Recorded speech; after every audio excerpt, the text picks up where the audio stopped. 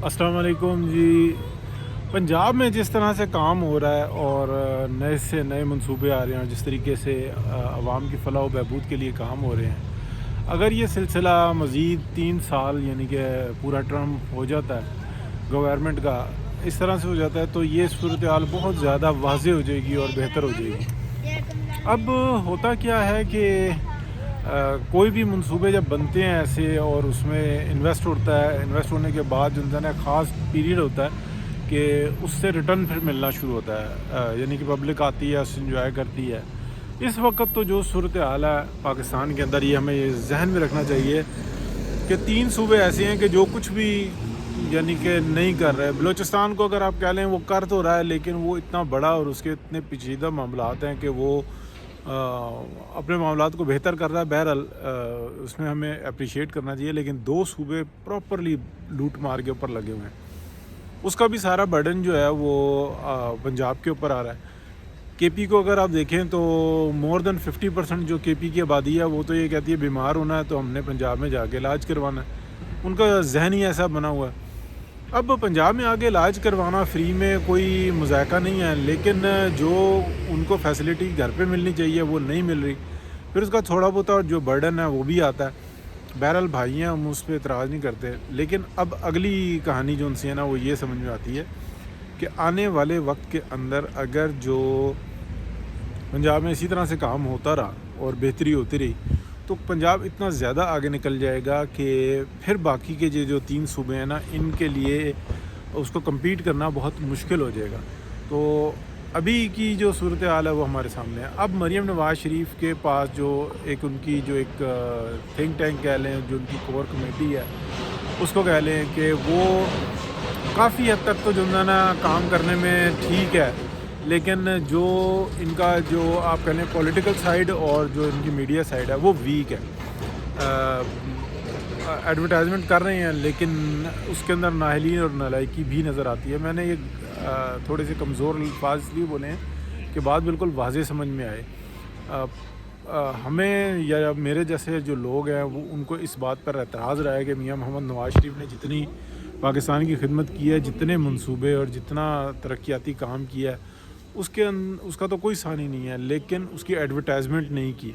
जबकि हमें दूसरी जानिब नज़र आता है कि पीपल्स पार्टी जो है वो मुसलसल काम भी कुछ नहीं करती और अपनी एडवर्टाइजमेंट भी जारी रखती है। कानून बना दिया जी, ये कर दिया, वो कर दिया, और करना कराना कुछ नहीं होता।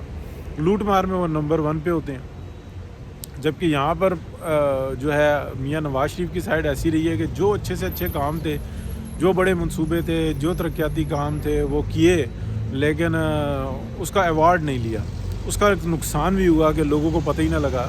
मरीम नवाज़ शरीफ को भी ये चाहिए कि वो अवार्ड लें और वो ले रही हैं, लेकिन जिस तरीके की और जो एक एडवर्टाइजमेंट का तरीक़ाकार अपनाया हुआ है वो बहुत गलत है। उससे आप कह लेंगे लाइटिंग तो हो रही है, लेकिन बड़े पैमाने पे कोई ऐसा नहीं हो रहा कि उससे पता लग सके कि ये काम जो उनसे हैं ये कौन सी गवर्नमेंट करवा रही है और ये किस दौर में हो रहे हैं। यानी कि हर मंसूबे के ऊपर जो है ना एक ऐसा वॉल चॉकिंग होनी चाहिए। वॉल चॉकिंग से मुराद ये नहीं कि उसके ऊपर लिखा हुआ वॉल के ऊपर, यानी कि वो खुद बोले मंसूबा कि ये किस दौर का। ये एक स्टाइल होता है, ये एक तरीक़ाकार होता है। बहरहाल ये उनका है। हमारा मकसद ये था कि हम इस बात के ऊपर तवज्जो दिलाएं। हो क्या रहा है जी, पंजाब के अंदर सुकून जो था ना वो बढ़ता जा रहा है, पंजाब के अंदर मौके बढ़ते जा रहे हैं। अब पंजाब के अंदर जो जिस तरीके की सिक्योरिटी की सूरत हाल बनी हुई है ना, तो आप ये कह लें कि सिंध के या कराची की जो शहरी आबादी का जो इंडस्ट्रियल जोन है वो एक दफ़ा फिर जो है ना वो पंजाब की तरफ देख रहा है कि हम यहाँ पर रुख करें, हमें बहुत अच्छा जो है ना इसका आउटपुट मिलेगा। लाहौर और दीगर जगहों पे जो आप कह लें कि जो स्मॉल इंडस्ट्री है, उसकी जो मशीन्स हैं उसके ऊपर जो अगर कंपेयर कर रहे हैं तो वो किसी जगह पे हमें लाहौर कराची से आगे नज़र आ रहा है और किसी जगह पे बराबर नज़र आ रहा है। तो इस लिहाज से भी लेबर भी उनको बड़ी मेहनत कश नज़र आ रही है, मसाइल भी कम नज़र आ रहे हैं। तो इसलिए आने वाले वक्त में हम देखेंगे कि इंडस्ट्रियल जोन भी जो है ना पंजाब में बहुत बड़े और बड़े अच्छे तरीके से हमें काम करते हुए नज़र आएंगे। बहरहाल मेहनत करो तो उसका समर मिलता है।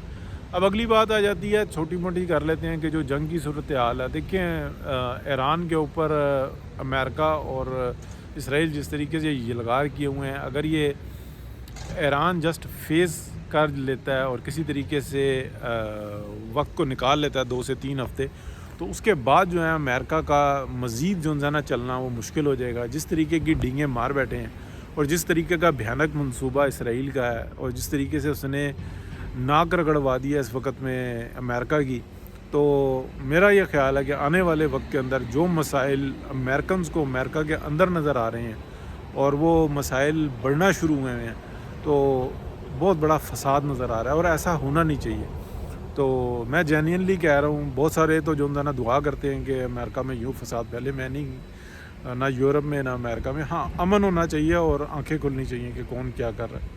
تو یہ ہے جی صورتحال. دیکھتے ہیں ایران اور دوسری جناب امریکہ اور اسرائیل یہ مل کے جو نا 1 اور 100 کا بھی نہیں، اس سے بہت زیادہ فرق ہے، لیکن مقابلہ ہے. دیکھتے ہیں، اللہ کی ذات ہے بڑی. جس طریقے سے جو ایران کے ایک بڑے لیڈر کا پھر جو نا مرڈر کیا گیا اور یہ بڑا بھیانک ہے، لیکن سچی سی بات یہ ہے کہ ان کے بعد جو اور قیادت آئے گی، پھر اور قیادت آئے گی، وہ بہتر سے بہتر آتی رہے گی. جہاں تک بات رہی رجیم کی جس کی وہ بات کر رہے تھے، رجیم تو نہیں چینج ہوتی، لیکن رجیم کے اندر ہمیں اصلاح بڑی نظر آ رہی ہے، اور یہ بہت ہی اچھی بات ہے. بہت شکریہ جی، اللہ حافظ.